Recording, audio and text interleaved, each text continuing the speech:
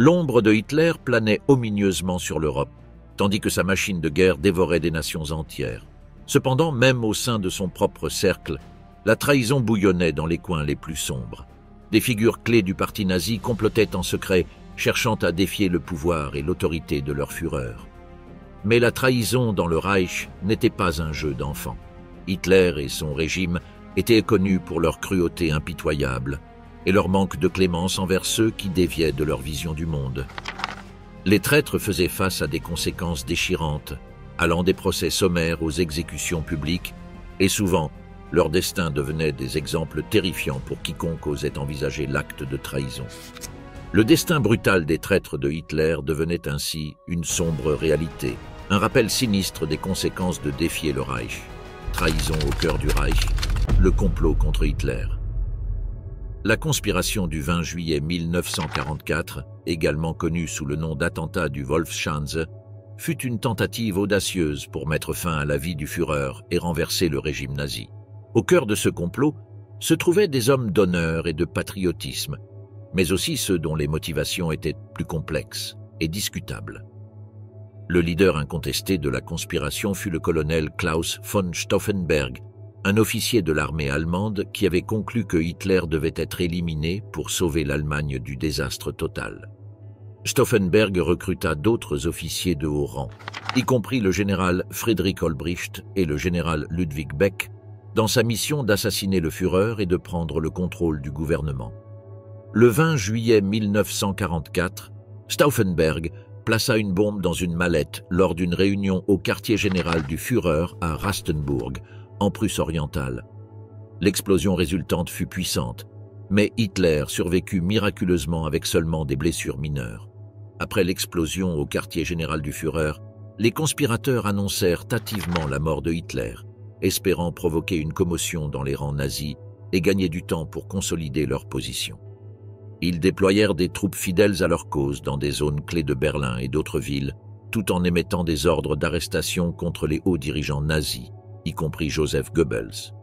Internes, ils essayèrent d'établir des communications pour coordonner leurs mouvements et se tenir informés du développement de la situation. De plus, ils appelèrent à la résistance populaire, espérant gagner le soutien de la population allemande et d'autres figures influentes pour leur cause. Cependant, l'absence de confirmation de la mort de Hitler et la réponse rapide et déterminée du régime nazi sapèrent leurs efforts. La confusion régnante et le manque de coordination permirent aux forces loyales au Führer de reprendre le contrôle rapidement. Stauffenberg arriva au Bendler Block avec l'intention de coordonner les actions restantes du coup d'État. Peu de temps après son arrivée, ils furent entourés par les forces de la Gestapo et arrêtés. À mesure que la nouvelle de l'attentat se propageait, la Gestapo, la redoutée police secrète nazie, lança une chasse implacable pour capturer les conspirateurs. Certains furent arrêtés immédiatement, tandis que d'autres réussirent à s'échapper de justesse. Les opérations de recherche et de capture furent aussi précises que brutales. Des équipes d'agents de la Gestapo faisaient irruption dans les foyers, les lieux de travail, et même les cachettes secrètes où se cachaient les conspirateurs. La violence et l'intimidation marquèrent ces raids, avec des familles terrorisées et des quartiers entiers plongés dans la peur. Une fois en détention, les conspirateurs furent confrontés à des interrogatoires infernaux. La Gestapo n'épargnait aucun moyen de torture physique et psychologique pour arracher des aveux et des détails sur le complot. Coups, décharges électriques, privation de sommeil. Toute méthode était justifiée dans la recherche d'informations. Certains conspirateurs, brisés par la douleur et la peur, cédèrent et avouèrent. Ils trahirent leurs compagnons et révélèrent des détails critiques sur le plan, dans une tentative désespérée d'alléger leur propre souffrance. Cependant, d'autres résistèrent courageusement, supportant le tourment en silence et protégeant leurs camarades autant qu'ils le pouvaient. Les procès furent peu plus que des farces, des spectacles destinés à légitimer les exécutions qui suivraient. Des tribunaux contrôlés par le régime rendirent des verdicts de culpabilité en un temps record, condamnant les conspirateurs à mort pour trahison. Les sentences furent exécutées immédiatement, avec des exécutions publiques. Conspirateurs et exécutions, le destin des traîtres. En tant que principal responsable, Stauffenberg fit face à un procès sommaire pour trahison. Le processus fut rapide et il fut déclaré coupable de sa participation au complot visant à assassiner Hitler et à renverser le régime nazi. La sentence fut la peine de mort et le même jour de la tentative d'assassinat, le 20 juillet 1944, Klaus von Stauffenberg fut exécuté par un peloton d'exécution dans la cour du Bendler Block, le siège de l'armée de réserve à Berlin. Avec lui, plusieurs autres conspirateurs furent également exécutés ce jour-là en représailles pour leur participation au complot. Le lieutenant et secrétaire adjoint de Klaus von Stauffenberg, Werner von Haeften, planifia également aux côtés de son chef la logistique du plan, coordonnant les détails et s'assurant que tout était en place pour le moment crucial de l'attentat. Le jour de la tentative d'assassinat, von Haeften accompagna Stauffenberg à la tanière du Loup en Prusse orientale, où Hitler tenait une réunion d'état-major. Il portait avec lui la mallette contenant la bombe qui était censée mettre fin à la vie du dictateur nazi. En tant que secrétaire adjoint, von Haeften était intimement familier avec les procédures et les protocoles du lieu, CE qui permit à Stauffenberg de placer la mallette avec la bombe sous la table de conférence sans éveiller de soupçons. Lorsque la bombe explosa, Stauffenberg et Werner von Haeften retournèrent à Berlin au Bendler Block, qui était le centre d'opération de la résistance allemande. Une fois au Bendler Block, les autorités nazies, alertées de la tentative d'assassinat, lancèrent une série d'arrestations des conspirateurs. Von Haeften, étant un collaborateur proche de Stauffenberg et son secrétaire adjoint, fut l'un des détenus. Les forces de sécurité nazies, incluant des membres de la Gestapo, menèrent des raids à la recherche des conspirateurs et les arrêtèrent sur le lieu même où ils planifiaient le coup contre Hitler. Par la suite, il fut soumis à un procès sommaire pour trahison et condamné à la peine de mort. L'exécution de Haeften eut lieu dans la cour du Bendler Block, aux côtés de Stauffenberg, où une grande partie des préparatifs du coup avaient été planifiés et où ils furent finalement exécutés par un peloton d'exécution. Mais ce ne furent pas seulement Stauffenberg et von Haeften qui furent les auteurs de la tentative d'assassinat de Hitler.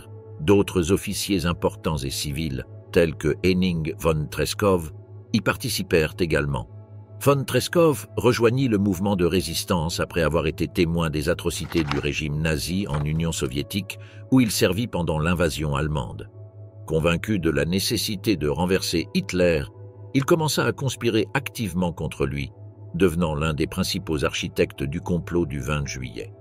Treschow, craignant des représailles, tenta de dissimuler son rôle dans le complot, mais sa participation fut découverte. À mesure que la Gestapo intensifiait ses enquêtes, Treschow se rendit compte qu'il serait bientôt capturé. Enfin, pour éviter la capture et l'inévitable exécution, Treschow décida de se suicider. Le 21 juillet 1944, un jour après l'attentat raté, il se suicida sur le front russe en ingérant une capsule de cyanure. En tant que général allemand et ancien chef de l'état-major de l'armée allemande, Ludwig Beck fut l'un des principaux conspirateurs dans le complot du 20 juillet. Beck, en raison de son prestige et de sa position au sein de l'armée, fut instrumental dans la planification et la coordination du complot. Sa connaissance des affaires militaires et son autorité parmi les officiers supérieurs aidèrent à gagner du soutien pour la conspiration au sein des rangs de l'armée allemande. De plus, Beck avait été un critique ouvert de Hitler et de sa stratégie militaire. C'est eux qui le convertit en un leader naturel pour ceux qui recherchaient un changement de régime. Le rôle de Beck dans le complot incluait la préparation de plans militaires pour assurer le contrôle du gouvernement après l'assassinat de Hitler et la coordination des actions des conspirateurs au sein de l'armée. Mais il fut arrêté peu après l'attentat raté et fit face à un procès sommaire dirigé par le système judiciaire nazi. Avant d'être jugé, Beck opta pour le suicide, préférant la mort à l'humiliation et la torture aux mains de ses ravisseurs. Friedrich Olbricht, un général de l'armée allemande et chef de l'état-major général de la réserve de l'armée à ce moment-là, joua un rôle crucial dans la conspiration pour assassiner Adolf Hitler le 20 juillet 1944. En tant que principal responsable de la coordination des actions militaires en Allemagne, une fois que l'assassinat de Hitler aurait été réalisé, Olbricht avait pour tâche de mettre en œuvre le plan Walkyrie, un plan de contingence initialement conçu pour le contrôle de l'ordre interne en cas de troubles civils mais qui fut modifié par les conspirateurs pour mener à bien le coup d'État. Selon le plan Walkyrie, les unités de réserve sous le commandement d'Olbricht recevraient des ordres faux de supposées rébellions ou catastrophes naturelles, ce qui les amènerait à occuper des points stratégiques à Berlin et dans d'autres villes clés. Cette manœuvre assurerait le contrôle du gouvernement et faciliterait la détention des dirigeants nazis une fois que Hitler serait éliminé. Après l'échec de l'attentat du 20 juillet, Friedrich Olbricht fut arrêté au Bendler Block, le siège de l'armée de réserve à Berlin, où une grande partie des préparatifs du coup avaient été coordonnés. Son arrestation marqua le début d'une série d'arrestations de conspirateurs par les autorités nazies. Une fois en détention, Olbricht fut jugé sommairement par un tribunal militaire nazi. Il fut reconnu coupable de trahison pour sa participation au complot visant à assassiner Hitler et à renverser le régime nazi. La sentence fut la peine de mort et le 21 juillet 1944, Friedrich Olbricht fut exécuté par un peloton d'exécution dans la cour du Bendler Block avec d'autres conspirateurs, y compris le leader du complot, Klaus von Stauffenberg. Karl Friedrich Goerdeler, un autre important conspirateur dans la tentative d'assassinat d'Adolf Hitler le 20 juillet 1944, joua un rôle crucial dans la résistance interne contre le régime nazi. Goerdeler, un conservateur et ancien maire de Leipzig, avait maintenu une posture ferme contre les politiques dictatoriales de Hitler et son régime bien avant le déclenchement de la guerre. Sa participation au complot impliquait non seulement la conception du plan pour assassiner Hitler, mais aussi la préparation de l'établissement d'un gouvernement provisoire après le succès du coup. Étant donné son expérience politique et administrative en tant qu'ancien maire de Leipzig et ancien membre du gouvernement allemand, Goerdeler fut considéré pour jouer un rôle éminent dans le futur gouvernement provisoire. On s'attendait à ce qu'il occupe un poste important, possiblement celui de chancelier, dans le nouveau gouvernement qui se formerait après le renversement de Hitler. Sa vision politique et son engagement envers les valeurs démocratiques le convertirent en une figure centrale dans les plans pour la reconstruction de l'Allemagne après la chute du régime nazi. Le jour de l'attentat, Goerdeler fut arrêté par la Gestapo, la redoutée police secrète du régime nazi, le même jour de la tentative ratée d'assassinat du Führer. Après son arrestation, Goerdeler fut soumis à des interrogatoires et des tortures par la Gestapo dans le but d'obtenir des informations sur d'autres conspirateurs et des détails du complot. Cependant, il resta ferme dans ses convictions et refusa de divulguer des informations pouvant compromettre ses compagnons conspirateurs. Après un bref procès sommaire, Goerdeler fut condamné à mort pour trahison le 8 juillet 1944. Malgré les efforts de ses partisans pour le sauver, y compris des influences internationales, la sentence fut exécutée. Le 2 février 1945, il fut finalement exécuté par pendaison à la prison de Plötzensee, à Berlin. Erwin von Witzleben émergea comme une figure majeure dans la tentative d'assassinat contre Adolf Hitler le 20 juillet 1944. En tant que général de haut rang de la Wehrmacht, il était arrivé à la conclusion que l'élimination de Hitler était vitale pour l'avenir de l'Allemagne et la paix en Europe.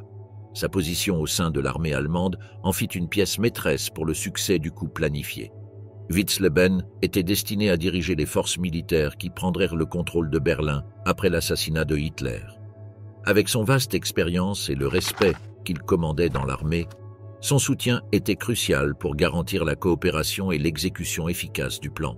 Avec d'autres conspirateurs, il travailla en étroite collaboration pour coordonner le plan et s'assurer que les forces militaires étaient prêtes à agir rapidement une fois que Hitler serait éliminé. Le jour de l'attentat, Witzleben était prêt à remplir le rôle qui lui avait été assigné dans le coup. Cependant, lorsque le plan échoua et que la bombe placée par Klaus von Stauffenberg ne parvint pas à tuer Hitler, la Gestapo, la redoutée police secrète du régime nazi, se déplaça rapidement pour arrêter les conspirateurs. Witzleben fut arrêté par la Gestapo le même jour de l'attentat. Après son arrestation, il fut soumis à des interrogatoires et à un procès sommaire pour trahison. Étant donné sa haute position militaire et sa participation éminente dans le complot, il fut condamné à mort le 8 août 1944. La sentence fut exécutée rapidement et le 8 août 1944, Erwin von Witzleben fut exécuté par pendaison à la prison de Plötzensee, située à Berlin. La figure de Helmut James Graf von Moltke se distingue non seulement par sa carrière juridique remarquable, mais aussi par son courage et son engagement envers la résistance allemande contre le régime nazi. Bien qu'il n'ait pas participé directement à la planification ou à l'exécution de l'attentat du 20 juillet 1944 contre Hitler, son rôle dans le réseau de contacts et son influence au sein de la résistance le lièrent au complot. Il est important de souligner que Moltke ne partageait pas la perspective de certains de ses collègues conspirateurs qui prônaient des méthodes violentes pour renverser Hitler. Au lieu de cela, lui et son groupe d'intellectuels et d'aristocrates, connus sous le nom de Cercle de Kreisau, prônaient une résistance non violente basée sur des principes éthiques et moraux. Moltke fut un fervent défenseur de l'idée d'un nouvel ordre démocratique et humanitaire pour l'Allemagne après la chute du régime nazi. Cependant, sa position d'opposition au régime et ses activités politiques le mirent dans le collimateur des autorités nazies. Après l'échec de l'attentat du 20 juillet, les forces de sécurité du régime intensifièrent leurs efforts pour démanteler toute forme de résistance interne. Moltke fut arrêté par la Gestapo le 19 janvier 1944 avant que l'attentat n'ait lieu, en relation avec sa participation à des activités subversives contre le régime. Durant sa détention, Moltke fut soumis à des interrogatoires et à des procès sommaires, affrontant des accusations de trahison et de conspiration contre l'État. Finalement, le 11 janvier 1945, il fut condamné à mort par le tribunal populaire nazi dans un processus judiciaire injuste et partial. Quelques mois après l'attentat, le 23 janvier 1945, Helmut James Graf von Moltke fut exécuté par pendaison à la prison de Plötzensee, à Berlin. Hans Oster, un officier de haut rang dans l'Abwehr, l'agence de renseignement militaire allemande, a joué un rôle crucial dans l'organisation et l'exécution du complot contre Hitler. Son influence et ses connaissances au sein de l'Abwehr ont fait de lui l'un des principaux organisateurs de l'attentat du 20 juillet 1944.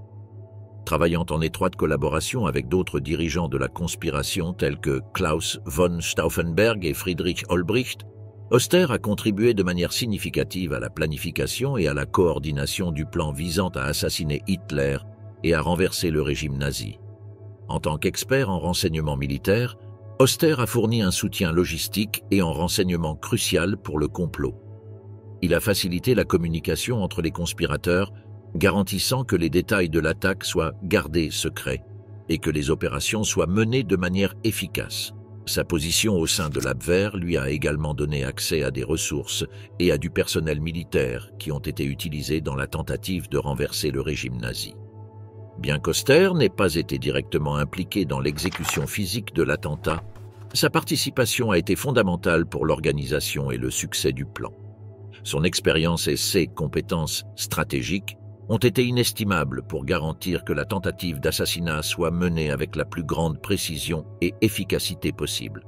Après l'échec de l'attentat du 20 juillet, Oster a été arrêté par les autorités nazies et soumis à des interrogatoires et des tortures par la Gestapo, la redoutée police secrète du régime. La Gestapo était déterminée à obtenir des informations sur la conspiration et d'autres conspirateurs potentiels, et a utilisé des méthodes brutales pour tenter d'extraire des informations d'Oster. Cependant, malgré la pression extrême, Oster est resté ferme dans sa loyauté envers la cause et a refusé de révéler des détails qui pourraient incriminer ses compagnons conspirateurs. Finalement, Oster a été jugé pour trahison par un tribunal militaire nazi et condamné à mort. Il a été exécuté par pendaison le 9 avril 1945, quelques semaines seulement avant la fin de la Seconde Guerre mondiale. Son exécution a eu lieu à la prison de Plötzensee à Berlin. Fritz Dietloff von der Schulenburg, un diplomate et officier retraité de l'armée allemande, a été poussé à rejoindre la résistance intérieure contre le régime nazi en raison de ses profondes préoccupations concernant la direction que prenait l'Allemagne sous la direction de Hitler. En tant qu'individu doté d'une vaste expérience et d'une perspective privilégiée sur les affaires internationales, Schulenburg a été témoin de première main des dommages et de la destruction causée par les politiques agressives et brutales du régime nazi. Convaincu de la nécessité d'arrêter cette marche vers l'abîme, Schulenburg est devenu l'un des conspirateurs clés de la conspiration visant à éliminer Hitler et à renverser le régime nazi. sa participation active à la planification et à l'organisation de l'attentat du 20 juillet 1944 reflète son engagement inébranlable envers la cause de la liberté et de la justice. En plus de fournir un soutien logistique et moral à ses compagnons conspirateurs, Schulenburg a utilisé son influence et ses connexions diplomatiques pour chercher le soutien de puissances étrangères en cas de succès du complot, montrant une vision stratégique et un engagement envers la cause au-delà des frontières de l'Allemagne. Cependant, après l'échec du complot, les forces de sécurité allemandes ont déclenché une intense chasse aux conspirateurs. Schulenburg a été rapidement identifié comme l'un des participants au plan et a été arrêté sans délai. Soumis à des interrogatoires par la Gestapo, la police secrète nazie, Schulenburg a résisté courageusement aux tactiques de pression et de torture conçues pour obtenir des informations sur la conspiration et d'autres conspirateurs potentiels. Malgré la brutalité et la coercition auxquelles il a été soumis, Schulenburg est resté ferme dans son engagement envers ses idéaux et a refusé de dénoncer d'autres membres du groupe. Cependant, la justice sous le régime nazi était impitoyable. Après avoir été jugé pour trahison par un tribunal militaire nazi, Schulenburg a été condamné à mort. Le 10 août 1944, quelques semaines après l'attentat, il a été exécuté par pendaison à la prison de Plötzensee, à Berlin. Hans Gisevius, un officier civil allemand et membre du mouvement de résistance contre le régime nazi, a joué un rôle crucial lors de l'attentat du 20 juillet. Gisevius, qui travaillait au ministère de l'Intérieur du Reich, a été impliqué dans la conspiration dès ses premières étapes. Il a utilisé sa position pour faciliter la logistique et la communication entre les conspirateurs, ainsi que pour fournir des informations internes sur les mouvements des troupes et les plans de Hitler. Le jour de l'attentat, Gisevius n'était pas présent dans la tanière du loup à Berchtesgaden, où a eu lieu la tentative d'assassinat. Cependant, il a joué un rôle fondamental dans les événements suivant l'échec du plan, car il a aidé à coordonner la fuite de certains conspirateurs et contribué à la diffusion d'informations sur la résistance en Allemagne et à l'extérieur. Après l'attentat raté, Gisevius est passé dans la clandestinité jusqu'au 23 janvier 1945, lorsqu'il a fui en Suisse en utilisant un passeport qui avait appartenu à Karl Deichmann, le beau-frère du comte allemand Helmut James von Moltke. Joseph Wirmer, un éminent juriste et membre actif de la résistance allemande contre le régime nazi, a joué un rôle crucial lors de l'attentat du 20 juillet. Wirmer, connu pour son intégrité et son engagement envers la justice, a rejoint le cercle de conspirateurs dirigé par le colonel Stauffenberg dans sa tentative de renverser Hitler. En tant que membre de la conspiration, Wirmer a contribué avec ses compétences juridiques et politiques à la planification et à l'exécution de l'attentat. Cependant, la tentative a échoué lorsque la bombe placée par Stauffenberg n'a pas réussi à tuer Hitler en Prusse orientale. Après le coup d'État raté, Wirmer a été arrêté par la Gestapo le 4 août 1944. Soumis à des interrogatoires et à des tortures, Wirmer est resté ferme dans sa loyauté envers la cause de la résistance et a refusé de trahir ses compagnons conspirateurs. Par la suite, le 8 septembre 1944, Joseph Wirmer a été jugé sommairement par un tribunal nazi et condamné à mort pour trahison. 2 heures après le verdict, il a été exécuté par pendaison à la prison de Plötzensee à Berlin. En septembre 1943, le colonel Albrecht Merz von Kirchheim s'est impliqué dans le complot visant à assassiner Hitler et a été l'un des principaux architectes de l'opération Valkyrie, contribuant avec ses compétences organisationnelles et militaires pour assurer le succès du plan. Après l'attentat du 20 juillet, von Kirchheim a agi rapidement pour essayer d'activer l'opération Valkyrie et prendre le contrôle du gouvernement.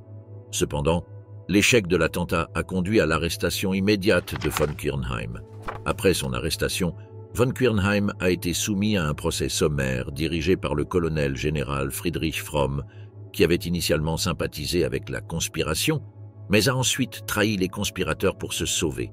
Von Kirchheim et ses compagnons conspirateurs ont été déclarés coupables de trahison et condamnés à mort.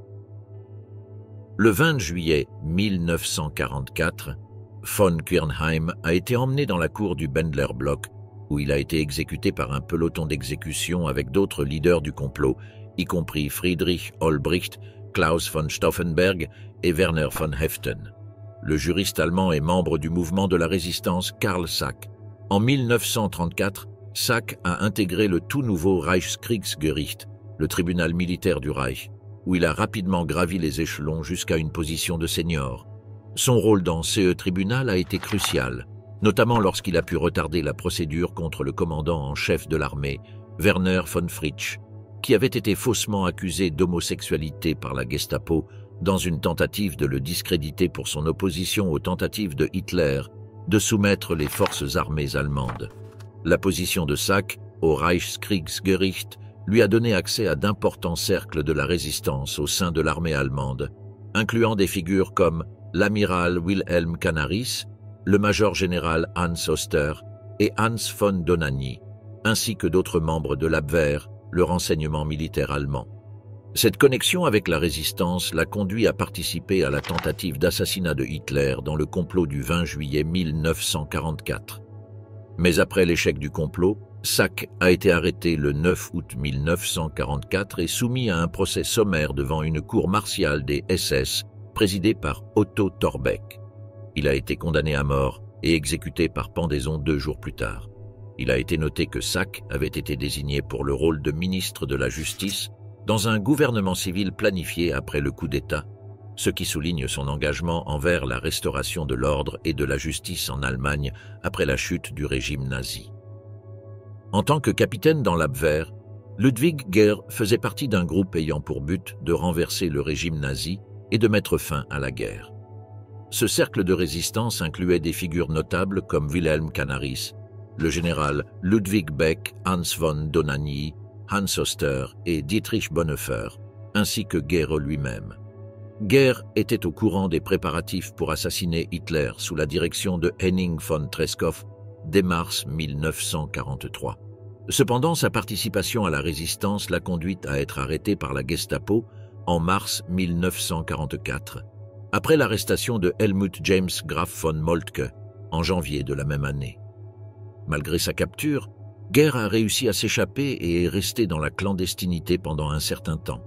Après l'échec de la tentative d'assassinat de Hitler le 20 juillet 1944, Gehr est devenu la cible de la recherche intense de la Gestapo. Avec son épouse, il est resté caché pendant plusieurs semaines, recevant une aide supplémentaire des frères Hans et Otto John. Cependant, face à la capture imminente par la Gestapo le 2 novembre, Gehr a pris la décision déchirante de tirer sur son épouse avant de tenter de se suicider. Bien qu'il ait survécu à ses blessures, il a été capturé et ensuite emprisonné dans plusieurs camps de concentration. Le 9 avril 1945, Gehr a été exécuté par pendaison dans le camp de concentration de Flossenbürg, avec d'autres conspirateurs éminents comme Wilhelm Canaris, Hans Oster, Karl Sack et Theodor Strunk. L'avocat et résistant allemand Theodor Strunk, qui au départ sympathisait avec le national-socialisme, mais a ensuite pris position contre le régime en raison de sa prise de pouvoir et de la dégradation subséquente de l'état de droit. En 1937, il est devenu Hauptmann des forces de réserve allemandes, travaillant dans la section Wehrmacht de l'Amt Ausland Abwehr sous la direction de Hans Oster. Il est entré en contact avec Karl Goerdeler et a organisé des réunions de membres de la résistance allemande chez lui.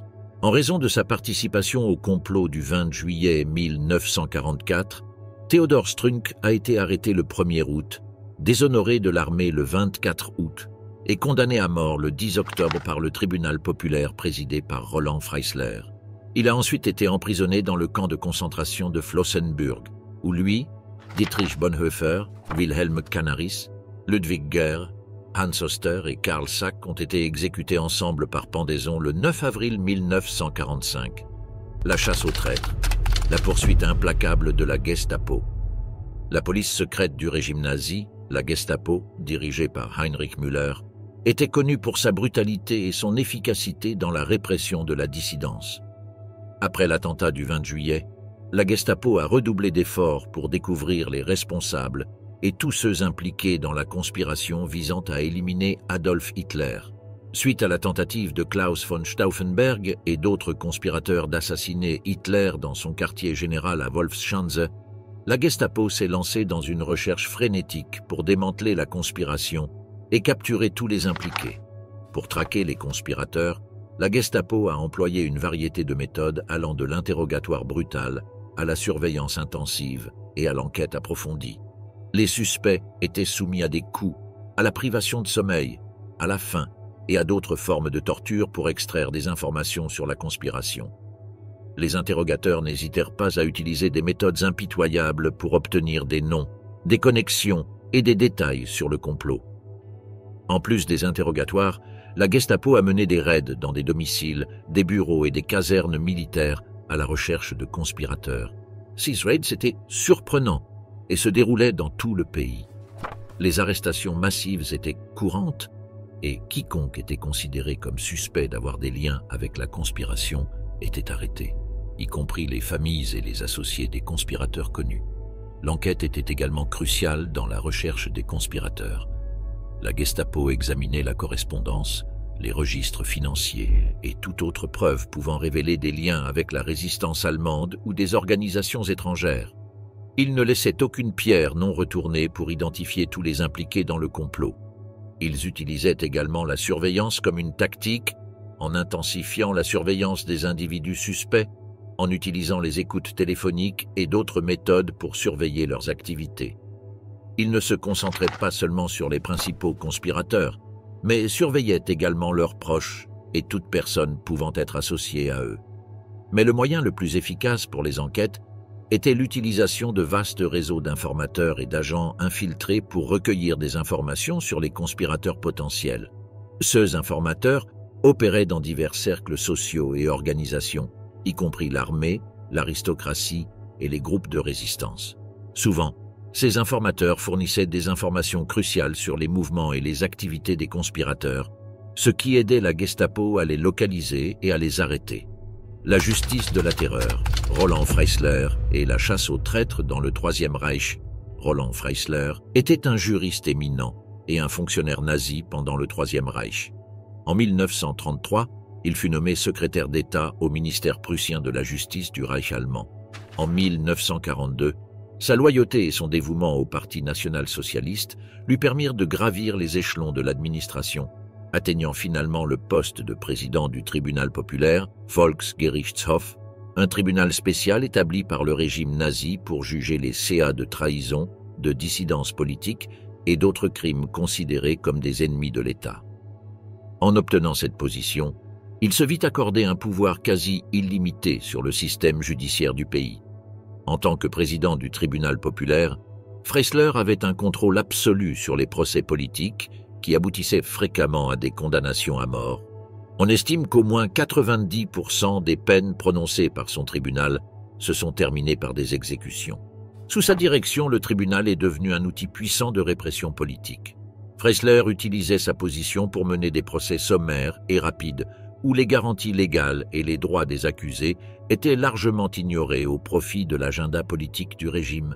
Mais l'un des moments les plus sombres et notoires de sa carrière en tant que président du tribunal populaire dans le Troisième Reich fut après la tentative d'assassinat ratée de Hitler le 20 juillet 1944. Les accusés étaient des officiers militaires et des civils. Freisler prit en charge la direction des procès contre les conspirateurs, montrant une férocité et un fanatisme nazi encore plus intenses que d'habitude. Il considérait les procès comme une opportunité d'envoyer un message clair de loyauté inébranlable au régime nazi et de punir publiquement ceux qui défiaient l'autorité de Hitler. Son objectif n'était pas seulement de condamner les accusés, mais aussi de les humilier et de les discréditer publiquement pour intimider d'autres dissidents potentiels. Pendant les procès, Freisler se comportait de manière extrêmement agressive et impitoyable envers les accusés, montrant peu de respect pour les formalités légales et les garanties procédurales. Il interrogeait les accusés de manière hostile, les insultait et les méprisait, cherchant à démontrer sa supériorité morale et politique sur eux. Les procédures judiciaires étaient rapides et les sentences prévisibles. La grande majorité des accusés furent condamnés à mort. Freisler ne permettait aucune défense efficace de la part des accusés et ne tolérait aucune démonstration de repentir ou de remords. Pour lui, ces procès étaient une opportunité de réaffirmer l'autorité du régime et d'éliminer toute menace potentielle contre lui.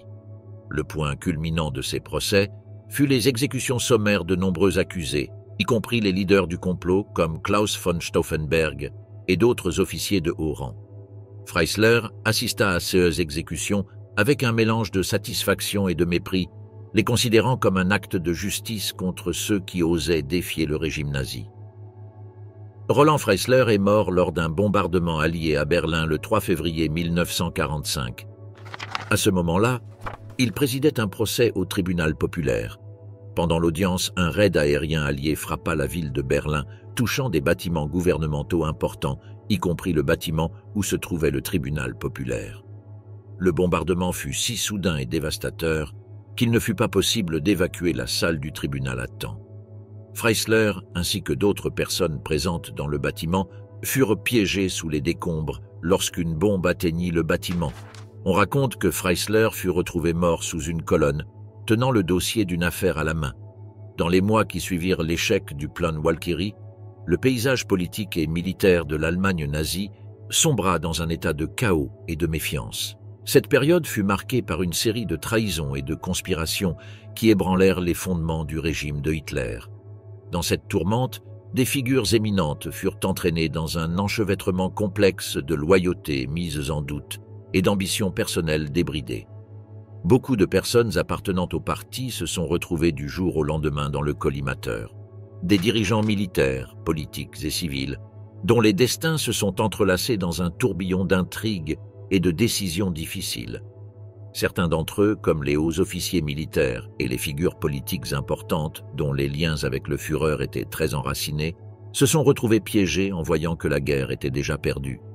Par conséquent, les généraux et les cercles proches de Hitler ont commencé à prioriser leur propre survie, même si cela impliquait de désobéir et de trahir le leader allemand déjà déclinant. Les membres du cercle intime de Hitler se sont retrouvés plongés dans une lutte pour le pouvoir et la survie, au milieu de l'effondrement du régime. Les rivalités internes et les conspirations de palais sont devenues monnaie courante, chaque individu luttant pour assurer sa propre place parmi les ruines. De plus, il y en a eu qui se sont élevés comme des voix dissidentes au sein de l'appareil d'État nazi, défiant ouvertement les politiques du régime et cherchant activement sa chute. Officiers de haut rang de l'armée allemande, traîtres démasqués. Le plus notable parmi les affectés après l'attentat du 20 juillet fut le général allemand Erwin Rommel, connu sous le nom de « le renard du désert », qui fut indirectement impliqué dans l'attentat contre Hitler en raison de sa supposée relation avec certains des conspirateurs du plan Walkyrie.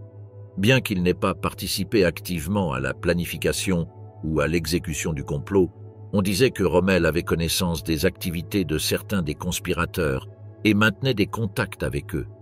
L'un des aspects qui liait Rommel au plan Walkyrie était sa position dans l'armée allemande et son prestige parmi les militaires. En tant que l'un des généraux les plus respectés et admirés de la Wehrmacht, son éventuel soutien à un changement de régime aurait été crucial pour le succès de la conspiration. De plus, Rommel avait certaines réserves sur le leadership de Hitler et avait exprimé des critiques sur sa direction de la guerre, ce qui faisait que certains conspirateurs considéraient la possibilité d'obtenir son soutien. Cependant, il n'y a pas de preuves solides que Rommel ait été directement impliqué dans le complot, bien qu'il ait rencontré certains des conspirateurs dans le passé et ait pu avoir connaissance de leurs activités. Il n'y a pas de preuves concluantes qu'il ait participé activement au plan Walkyrie. Malgré cela, sa présumée sympathie pour le changement de régime fut suffisante pour qu'il devienne l'objet de soupçons et ensuite de représailles de la part du régime nazi. Rommel, en raison de son statut et de sa popularité, fut traité différemment. Il lui fut offert l'option de se suicider en prenant du cyanure pour éviter un procès public qui pourrait ternir sa réputation et, en échange, on lui promit des funérailles d'État honorables. Le 14 octobre 1944, Rommel fut visité par 2 officiers de la Wehrmacht à son domicile à Erlingen. On lui donna le choix de faire face à un procès public pour sa présumée participation au complot ou de se donner la mort. Face à cette décision difficile, Rommel opta pour la voie rapide. Peu après, sa mort fut officiellement annoncée comme étant le résultat des blessures subies lors d'une attaque aérienne alliée en France. Heinrich Himmler, l'un des leaders nazis les plus proches d'Adolf Hitler, détenait les postes de Reichsführer SS, chef de la police allemande et ministre de l'Intérieur du Reich, mais ne conserva ces postes que jusqu'au 29 avril 1945. Lorsque Himmler, conscient que la défaite allemande était inévitable, commença à explorer la possibilité d'engager des négociations secrètes avec les alliés occidentaux pour rechercher une reddition qui pourrait être plus favorable pour lui et pour d'autres leaders nazis. Vers la fin de la guerre, Himmler maintint des contacts secrets avec des représentants des alliés occidentaux, tels que le comte Folke Bernadotte de Suède et le baron Ernst von Weizsäcker de Suisse. De scieuses négociations clandestines visaient une reddition de l'Allemagne aux alliés occidentaux, dans l'espoir d'éviter l'occupation soviétique et d'obtenir un traitement plus clément pour les leaders nazis, car Himmler était particulièrement intéressé par sa propre survie et celle d'autres leaders du parti. Il savait que si l'Allemagne tombait aux mains des soviétiques, la vengeance serait impitoyable et qu'il risquait d'être jugé pour crimes de guerre et crimes contre l'humanité. Par conséquent, il recherchait une reddition sélective qui préserverait sa propre vie et celle d'autres leaders nazis. Cependant, ces négociations secrètes furent découvertes par Adolf Hitler en avril 1945. Hitler considéra ces actions comme une trahison impardonnable, car le Führer considérait la reddition comme un signe de faiblesse et préférait la destruction totale à la capitulation. Par conséquent, il destitua Himmler de tous ses postes, l'expulsant du parti et du gouvernement nazi. Après sa destitution par Adolf Hitler en avril 1945 et son expulsion ultérieure du parti nazi et du gouvernement, Himmler tenta de cacher son identité et d'échapper à la défaite imminente de l'Allemagne. Il se déguisait en s'identifiant comme sergent des forces prussiennes et essayait de se fondre parmi les réfugiés allemands fuyant vers le nord. Cependant, il fut identifié et arrêté par les forces britanniques lors d'une inspection de routine à un poste de contrôle. Une fois capturé, Himmler fut correctement identifié et placé en détention britannique. Cependant, avant de pouvoir être interrogé ou de faire face à un quelconque procès pour ces crimes, Himmler décida de se suicider. Le 23 mai 1945, un jour après sa capture, Himmler se suicida en ingérant une capsule de cyanure qu'il avait cachée dans sa bouche. La capsule avait été fournie par le renseignement britannique, qui avait instruit les soldats de mener des fouilles minutieuses pour empêcher les prisonniers nazis de se suicider. Malgré ces mesures, Himmler réussit à consommer le poison avant d'être empêché. Avec l'armée rouge avançant depuis l'Est et se rapprochant de plus en plus de Berlin, la capitale du Reich, Hitler, face à la réalité de la défaite, décida qu'il préférait mourir plutôt que de tomber entre les mains de ses ennemis. Le 22 avril 1945, dans le bunker du Führer à Berlin, Hitler révéla sa décision de se suicider à ses collaborateurs les plus proches, dont l'un des leaders les plus éminents du régime nazi, Hermann Göring. À ce moment-là, Göring, conscient de la chute inévitable du régime nazi, décida d'agir en conséquence. Le commandant en chef de la Luftwaffe envoya un télégramme au Führer demandant la permission de prendre le contrôle du Reich au cas où Hitler ne pourrait plus gouverner. Dans son message, Göring affirmait qu'il agissait dans l'intérêt du pays et que son objectif était d'assurer une transition ordonnée du pouvoir à un moment critique pour l'Allemagne. Cependant, Hitler considéra le télégramme comme une tentative de Göring d'usurper son autorité et de prendre le contrôle du pays. En réponse, il destitua Göring de tous ses postes et titres, l'expulsa du parti nazi et ordonna son arrestation. Après la reddition de l'Allemagne en mai 1945, Hermann Göring fut capturé par les forces alliées. Göring tenta de fuir et se dirigea vers le sud de l'Allemagne. Cependant, le 6 mai 1945, il se rendit aux troupes américaines près de Rastatt, en Bavière. Il fut arrêté et placé en détention alliée. Après sa capture, Göring fut accusé de crimes de guerre et de crimes contre l'humanité et fut l'un des principaux accusés lors des procès de Nuremberg, un tribunal militaire international établi pour juger les leaders nazis. Pendant les procès, il fut condamné à mort et le 15 octobre 1946, un jour avant son exécution programmée, Hermann Göring décida d'éviter la potence en prenant une capsule de cyanure qu'il avait cachée. Il mourut dans sa cellule à la prison de Nuremberg. La situation en Allemagne au début de 1945 était désespérée, avec le pays au bord de l'effondrement total et les forces alliées avançant rapidement depuis l'ouest et l'est. Hitler se retira dans son bunker à Berlin, conscient que la bataille pour la ville serait la bataille finale de la guerre. Pendant ce temps, Hermann Fegelein, un officier des SS et beau-frère d'Eva Braun, l'épouse de Hitler, abandonna son poste dans le Führerbunker, apparemment décidé à ne pas participer à ce qu'il considérait comme un pacte suicidaire. Peter Högel, sous-commandant du Reichssicherheitsdienst, fut envoyé pour retrouver Fegelein. Ils le trouvèrent dans son appartement à Berlin, où il se préparait à fuir en Suède ou en Suisse. Il fut arrêté et trouvé en possession d'une somme importante d'argent liquide et de bijoux, dont certains appartenaient à Eva Braun. De plus, des documents furent découverts impliquant les tentatives de négociation de paix de Heinrich Himmler avec les alliés occidentaux. Hitler, en apprenant ces événements, fut furieux et ordonna l'arrestation de Himmler, ressentant une connexion entre la disparition de Fegelein et la trahison de Himmler. Fegelein fut ramené au Führerbunker, où il fut interrogé sur les plans de Himmler. Face au refus de Fegelein de coopérer et à son état d'ivresse, Hitler ordonna qu'il soit déchu de son grade et transféré dans un groupe de combat pour démontrer sa loyauté au combat. Cependant, l'histoire de la mort de Fegelein est entourée de divergences. Certains récits suggèrent qu'il fut exécuté dans le jardin de la chancellerie du Reich le 28 avril, tandis que d'autres affirment qu'il fut soumis à une cour martiale et ensuite exécuté par un membre du Sicherheitsdienst cette même nuit. En septembre 1943, Hanna Solf, veuve de Wilhelm Solf, ministre des colonies sous l'empereur Guillaume II et ancien ambassadeur d'Allemagne au Japon, a été impliquée dans le cercle de Solf, un mouvement intellectuel anti-nazi à Berlin. Lors d'un goûter dont Hanna Solf était l'hôte, un nouveau membre a été inclus dans le cercle intime, un médecin du nom de Paul Rexey, qui s'est avéré être un agent de la Gestapo. Cet événement funeste a entraîné l'effondrement de l'organisation de renseignement militaire allemande Abwehr, ainsi que la destitution du chef du renseignement de l'armée allemande, Wilhelm Canaris. Les membres du cercle de Solf ont fui, mais ils ont tous été capturés le 12 janvier 1944 et exécutés, sauf Hanna Solf et sa fille. Parmi les morts se trouvait Otto Kiep, qui avait des liens avec l'Abwehr. Le couple Erich Vermeeren et Elisabeth Vermeeren, tous deux agents de l'Abwehr assignés à Istanbul, a été convoqué d'urgence au bureau de la Gestapo à Berlin. Mais craignant pour leur vie, ils ont déserté et se sont rendus aux Britanniques. Les nazis ont faussement cru que les codes de renseignement de l'Abwehr avaient été remis aux Alliés. Himmler a informé Hitler au plus vite, qui avait déjà perdu confiance en Canaris.